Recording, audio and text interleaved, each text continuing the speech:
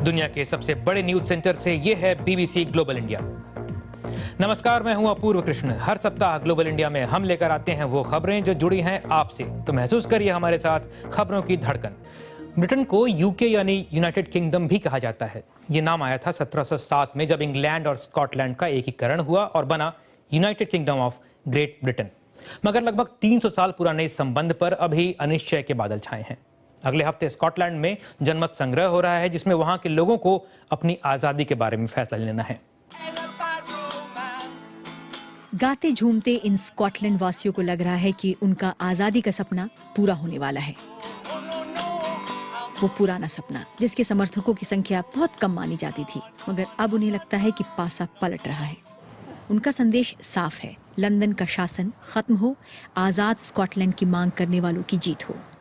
Scotland अगले हफ्ते 18 सितंबर को एक बड़ा फैसला करने जा रहा है, जब वहां के लोग जनमत संग्रह में मतदान करेंगे।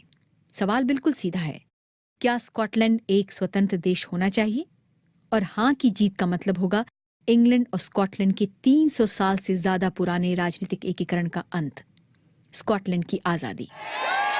और ये हैं स्कॉटलैंड की आजादी का सपना बुनने वाले स्कॉट नेता एलेक्स सैलमंड, जिनकी पार्टी स्कॉटिश नेशनल पार्टी का सबसे बड़ा लक्ष्य है स्वतंत्र स्कॉटलैंड। एसएनपी ने 2011 में हुए स्कॉटलैंड के संसदीय चुनाव में शानदार जीत हासिल की और इस बहुमत के बलबूते वो जनमत संग्रह करवा रही है। बात मेरी या किसी पार्टी की नहीं है। ये रेफरेंडम स्कॉटलैंड के भविष्य से जुड़ा है और ये भविष्य स्कॉटलैंड की जनता के हाथ में होना चाहिए। ये इस भरोसे से जुड़ा है कि हम अपना शासन बेहतर तरीके से संभाल सकते हैं। ब्रिटेन के तीनों प्रमुख राजनीतिक दल नहीं चाहते हैं कि स्कॉटलैंड अलग हो। मेरा दिल टूट जाएगा अगर हमारा ये परिवार टूट जाता है, जिसने एक साथ रहकर काफी शानदार काम किए हैं। हम स्कॉटलैंड के लोगों को ये साफ संदेश भेजना चाहते हैं कि बेशक आपका रेफरेंडम हो, पर हम आपको बताना चाहते हैं कि हमें लगता है कि हमारी ताकत बढ़ेगी अगर आप यूनाइटेड किंगडम में हमारे साथ रहें। रेफरेंडम से 10 दिन पहले एक ओपिनियन पोल में कहा गया कि आजादी समर्थक पक्ष का पलड़ा भारी है। इसके बाद अचानक से राजनीतिक सरगर्मी तेज हो गई है। तीनों बड़े राजनीतिक दल स्कॉटलैंड के लोगों को और ज्यादा अधिकार देने का वादा कर रहे हैं। उन्होंने एक समय सारणी भी सुझाई है। स्कॉटलैंड को और अधिक अधिकार देने का काम जनमत संग्रह के अगले दिन यानी 19 सितंबर से शुरू हो जाएगा। अक्टूबर के अंत तक एक प्रगति रिपोर्ट जारी कर दी जाएगी। 1 महीने बाद श्वेत पत्र आएगा और जनवरी के अंत तक एक नए बिल का मसौदा तैयार कर लिया जाएगा। लेकिन स्कॉटलैंड के लोगों को याद है कि 35 साल पहले भी एक अन्य जनमत संग्रह के समय सत्ता बांटने को लेकर बड़े वादे किए गए थे, जिन्हें पूरा होने में 18 साल लगे। अब अगले हफ्ते स्कॉटलैंड के लोगों को फिर से तय करना है कि वो हाँ के पक्ष में मत डालें या एक बार फिर दिए जा रहे भरोसे को माने ना कहें और यूके के साथ रहें। BBC report. और अब बीबीसी ग्लोबल एक्सक्लूसिव राउंडअप, दुनिया की बड़ी खबरों पर बीबीसी की खास नजर। इराक के मोसुल इलाके में उस बांध के पास पहुंचे बीबीसी संवाददाता जिम मेयर, जिस पर इस्लामिक स्टेट चरमपंथियों ने पिछले महीने कब्जा कर लिया था। मगर अब कुर्द पशमर्गा सैनिकों ने अमेरिकी हवाई हमलों की मदद से दोबारा बांध पर नियंत्रण कर लिया है। इराक के स्वायत्त इलाके कुर्दिस्तान के राष्ट्रपति ने मोर्चे पर जाकर स्थिति का जायजा लिया। कुर्द सेना का कहना है कि अमेरिकी मदद के साथ साथ उन्हें आधुनिक हथियारों की भी जरूरत है ताकि वे चरमपंथियों का बेहतर मुकाबला कर सकें।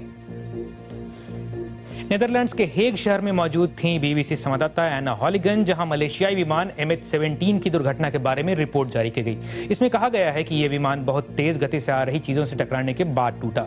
इस साल जुलाई में एम्स्टर्डम से कुआलालंपुर जा रहा विमान पूर्वी यूक्रेन में विद्रोहियों के कब्जे वाले इलाके में गिर गया था। इसके बाद इसमें बैठे सभी 298 लोग मारे गए, जिनमें अधिकतर नीदरलैंड्स के नागरिक थे। कहा जा रहा है कि डच रिपोर्ट से दावे को बल मिलता है कि विमान को एक मिसाइल ने निशाना बनाया था। दक्षिण सूडान की राजधानी जूबा से काफी दूर के गांवों का दौरा कर बीबीसी संवाददाता इमैनुअल इगुंजा ने बताया कि वहां लोग कैसे अकाल की आशंका में जी रहे हैं। वहां 8 महीने से भी ज्यादा अरसे तक चले संघर्ष के कारण खेती नहीं हुई और अब संयुक्त राष्ट्र का कहना है कि 40 लाख लोगों के सामने भुखमरी का संकट आ सकता है। मगर बरसात के मौसम में सड़कें टूट जाने से सहायता संस्थाओं को मदद पहुंचाने में कठिनाई हो रही है। भारत में जहां जम्मू कश्मीर पिछले कई दशकों में सबसे गंभीर बाढ़ से जूझ रहा है, वहीं पड़ोसी देश पाकिस्तान भी बाढ़ की विभीषिका झेल रहा है। पाकिस्तानी कश्मीर और पंजाब प्रांत में भारी तबाही हुई है। दोनों देशों में बाढ़ से सैकड़ों लोग मारे गए हैं और लाखों लोगों को अपने घरों से भागने पर मजबूर होना पड़ा है। जम्मू कश्मीर में बारिश और बाढ़ ने जबरदस्त कहर बरपाया है। सड़कें बह चुकी हैं, पुल बर्बाद हो चुके हैं।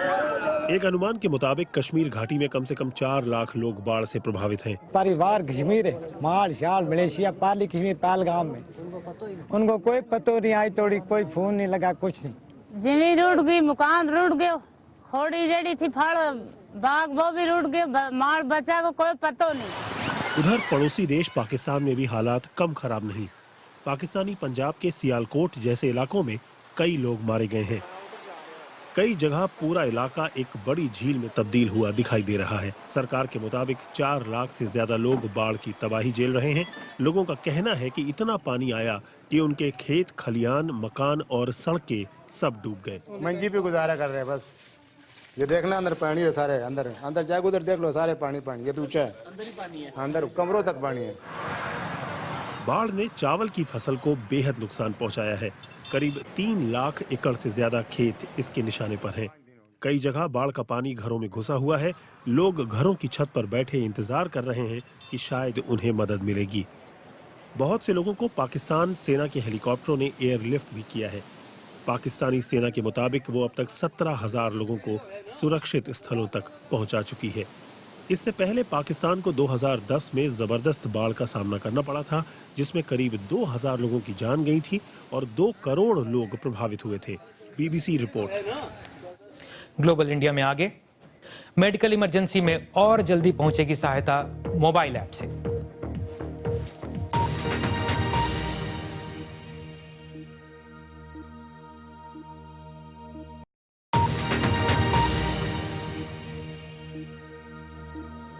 लंदन में BBC ब्रॉडकास्टिंग हाउस से आप देख रहे हैं ग्लोबल इंडिया।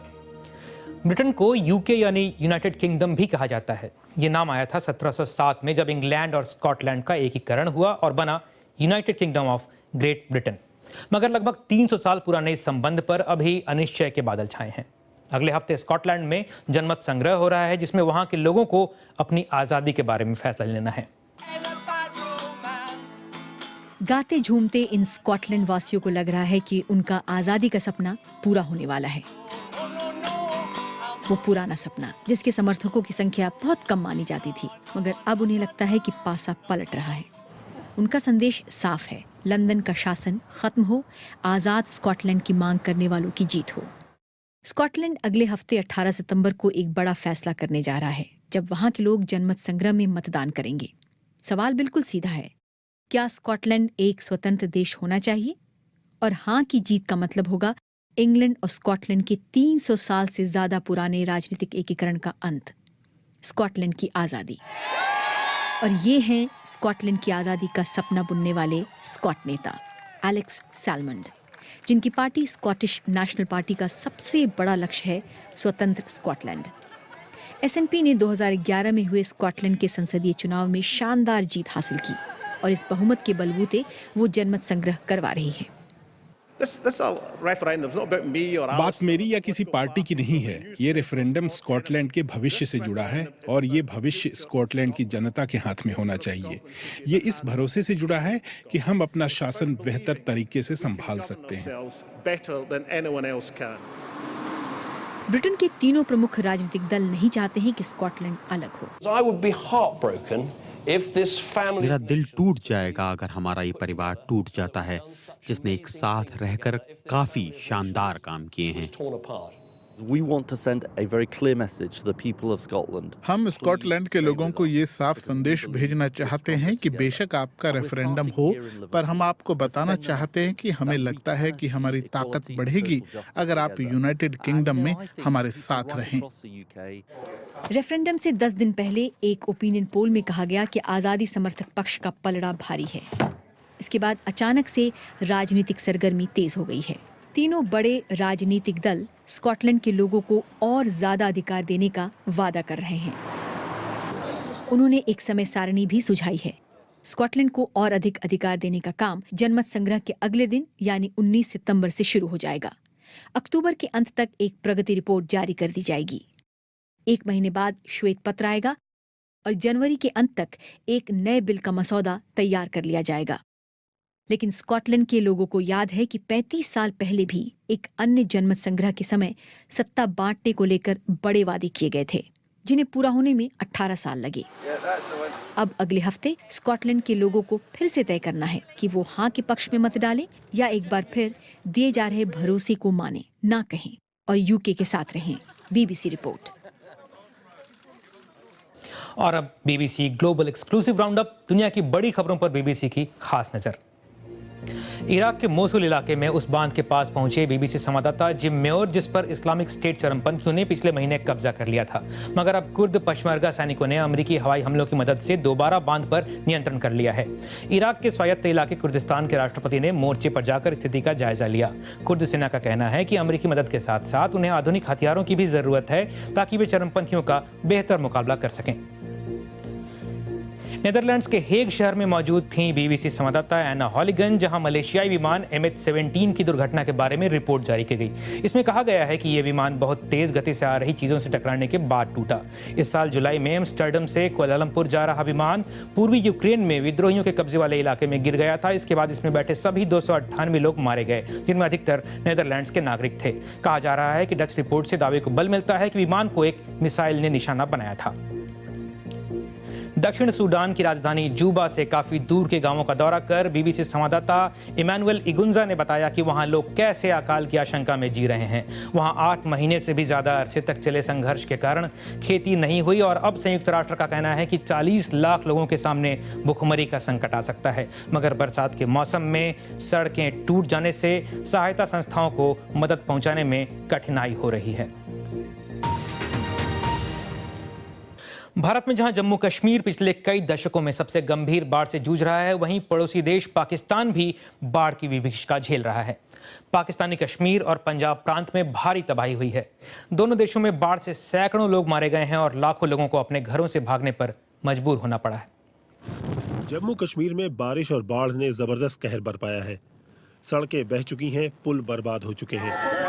एक अनुमान के मुताबिक कश्मीर घाटी में कम से कम 4 लाख लोग बाढ़ से प्रभावित हैं। परिवार कश्मीर है, माल शाल मलेशिया पाली कश्मीर पहलगाम में, उनको कोई पतो नहीं आई तोड़ी, कोई फोन नहीं लगा, कुछ नहीं। जमीन रुड़ गई, मकान रुड़ गए, होड़ी रेडी थी फाड़, बाग वो भी रुड़ गए, माल बचा को कोई पतो नहीं। उधर पड़ोसी देश पाकिस्तान में भी हालात कम खराब नहीं। पाकिस्तानी पंजाब के सियालकोट जैसे इलाकों में कई लोग मारे गए हैं। कई जगह पूरा इलाका एक बड़ी झील में तब्दील हुआ दिखाई दे रहा है। सरकार के मुताबिक 4 लाख से ज्यादा लोग बाढ़ की तबाही झेल रहे हैं। लोगों का कहना है कि इतना पानी आया कि उनके खेत खलियान, मकान और सड़कें सब डूब गए। मंजी पे गुजारा कर रहे हैं बस। ये देखना अंदर पानी है, सारे अंदर अंदर जाके उधर देख लो, सारे पानी पानी। ये तो ऊंचा है, अंदर ही पानी है, अंदर कमरों तक पानी है। बाढ़ ने चावल की फसल को बेहद नुकसान पहुंचाया है। करीब 3 लाख एकड़ से ज्यादा खेत इसके निशाने पर हैं। कई जगह बाढ़ का पानी घरों में घुसा हुआ है। लोग घरों की छत पर बैठे इंतजार कर रहे हैं कि शायद उन्हें मदद मिलेगी। बहुत से लोगों को पाकिस्तान सेना के हेलीकॉप्टरों ने एयरलिफ्ट भी किया है। पाकिस्तानी सेना के मुताबिक वो अब तक 17,000 लोगों को सुरक्षित स्थलों तक पहुंचा चुकी है। इससे पहले पाकिस्तान को 2010 में जबरदस्त बाढ़ का सामना करना पड़ा था, जिसमें करीब 2000 लोगों की जान गई थी और 2 करोड़ लोग प्रभावित हुए थे। BBC report. ग्लोबल इंडिया में आगे, मेडिकल इमरजेंसी में और जल्दी पहुंचेगी सहायता मोबाइल ऐप से।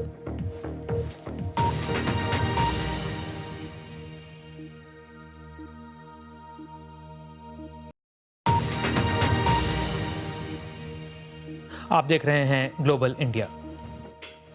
पश्चिम और पूरब की संस्कृति में क्या अलग है? जब भी यह बहस होती है तो परिवार ये शब्द जरूर आता है कि पश्चिम में परिवार बिखर रहा है, मगर लगता है पश्चिम ने इसका भी एक उपाय ढूंढ लिया है।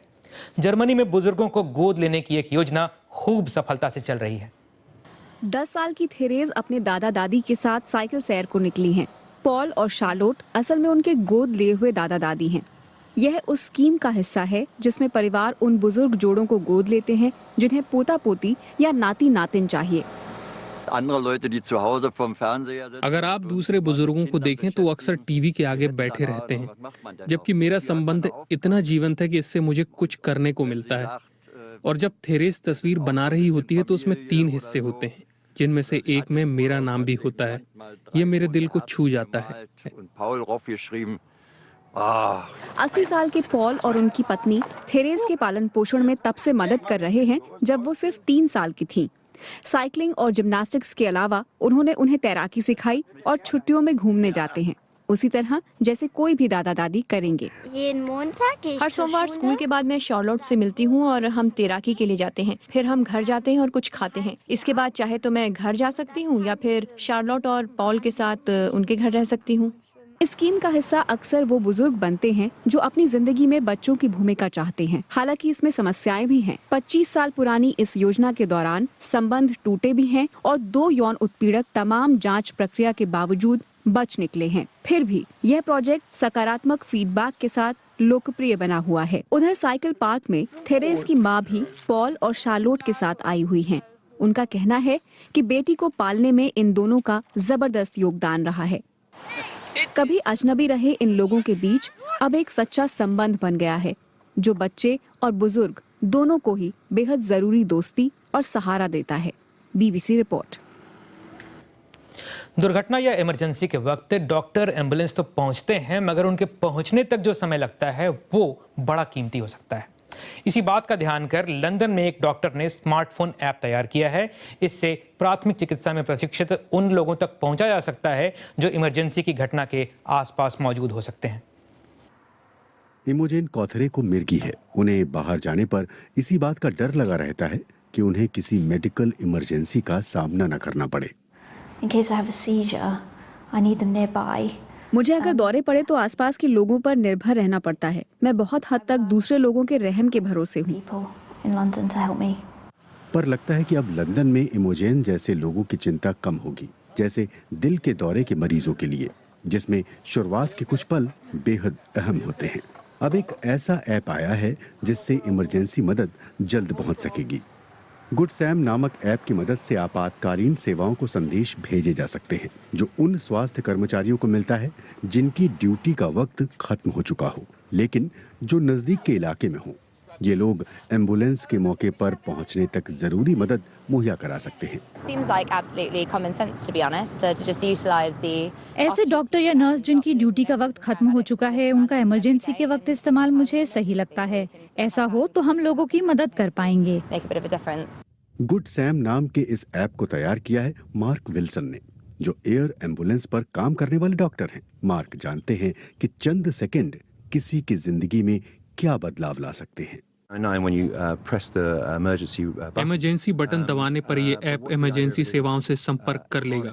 मकसद ये है कि आसपास मौजूद लोगों की मदद ली जा सके, ताकि जब तक एम्बुलेंस आए मरीज बेहतर हालत में हो। लंदन में करीब 1000 लोग गुड सैम नाम की इस योजना का हिस्सा बन चुके हैं। उम्मीद यही की जा रही है कि आम लोग भी ये ऐप डाउनलोड करेंगे, ताकि वक्त आने पर किसी जरूरतमंद व्यक्ति की जान बचाई जा सके। BBC report. और अब तकनीकी जगत की हलचलों पर एक नजर क्लिक में। अमेरिका में ट्विटर, नेटफ्लिक्स और रेडिट जैसी वेबसाइटों ने इंटरनेट को धीमा करने के अभियान में हिस्सा लिया। मकसद था नेट न्यूट्रलिटी, यानी इंटरनेट पर सभी तरह के ट्रैफिक को बराबरी का दर्जा मिले। असल में बड़ी कंपनियां एक नए कानून से चिंतित हैं, जिसके तहत उन्हें डेटा हासिल करने के लिए अतिरिक्त भुगतान करना होगा। शिकागो में दुनिया की पहली 3D प्रिंटेड और चलाई जा सकने वाली कार बनाई गई है। हाँ, एक तरह से अब हम कारों को छाप भी सकते हैं। स्ट्राटी नाम की इस कार में 40 पुर्जे हैं और इसे छापने में तकरीबन 44 घंटे लगते हैं। कार निर्माता लोकल मोटर्स के मुताबिक वो इसे साल के अंत तक अमरीकी बाजार में उतार देंगे। वीडियो गेम बनाने वाली कंपनी एक्टिविजन के लिए नई गेम डेस्टिनी फायदे का सौदा साबित हुई है। इस हफ्ते बिक्री शुरू होने के बाद से ये गेम $50 करोड़ कमा चुकी है। इसे तैयार करने में $20 करोड़ लगे और 500 लोगों ने 5 साल तक काम किया। ग्लोबल इंडिया में अगले सप्ताह होगा डायबिटीज मरीजों की मदद के लिए स्मार्टफोन का इस्तेमाल, और चीन में जोर पकड़ता शादियों की तस्वीरें लेने का नया अंदाज। मिस्र में एक ऐसा इलाका है जहां नमक के बड़े भंडार हैं। पर वहाँ नमक सिर्फ खाने में इस्तेमाल नहीं होता बल्कि इनसे कलाकृतियाँ बनाई जाती हैं। वहाँ एक होटल तो ऐसा है जो पूरे का पूरा नमक की सिल्लियों से बना है। मिस्र के एक नमकीन शहर की कहानी। रेगिस्तान में एक लंबी यात्रा के बाद पानी में डुबकी लगाना कौन नहीं चाहेगा। मिस्र की राजधानी काहिरा से 700 किलोमीटर दूर बालू के टीलों के बीच है सिवा। रेगिस्तान में नखलिस्तान, जहाँ कई सारी झीलें हैं जो नमकीन पानी से भरी हुई हैं, जैसे कि ये तबताह झील जिसके किनारों पर नमक ही नमक जमा है। हम तबताह झील से नमक लाते हैं। यहाँ 2 तरह का नमक है। पहला तो क्रिस्टल है जो खाने और खाद में इस्तेमाल होता है। दूसरा पत्थर वाला नमक है जो अलग अलग कार्यों में इस्तेमाल हो सकता है। सिवा के स्थानीय कलाकार इन नमक वाले पत्थरों को नया आकार देते हैं। झील से जो नमक आता है वो गीला होता है, उसे सुखाते हैं, फिर जो भी बनाना है उसकी माप लेते हैं और नमकीन चट्टानों को काटते हैं। पहले तो इन पर भूरी परत होती है, लेकिन छिलने के बाद अंदर का हिस्सा आने लगता है जो सफेद होता है। नमक के इन बड़े ब्लॉक्स के कई इस्तेमाल हैं। यह होटल झील के तट पर है जो पूरी तरह से नमक वाले पत्थरों से ही बना है, अंदर भी और बाहर भी। बिल्डर इसके निर्माण में नमक के ब्लॉक्स का इस्तेमाल करते हैं। यहाँ तक कि होटल के बिस्तर भी नमक के ही बने हैं। इस होटल में हर चीज आसपास से लेकर बनाई गई है। दीवारें और छत नमक के बने हैं। फर्श के लिए सामान पास के पहाड़ों से आया है। दीवारें और छत तो बहुत मजबूत है। नमक एक अच्छा मटेरियल है। छत तो कई बारिशों में नहीं गिरी है। सिवा शहर अभी तक थोड़ा अलग थलग सा रहा है और इसलिए शायद कम बदला है, लेकिन इसी कारण सिवा का विकास भी नहीं हुआ है। सिवा के सामने चुनौती है नए पर्यटकों को आकर्षित करने की, लेकिन बिना स्थानीय कला को नुकसान पहुंचाए। BBC report.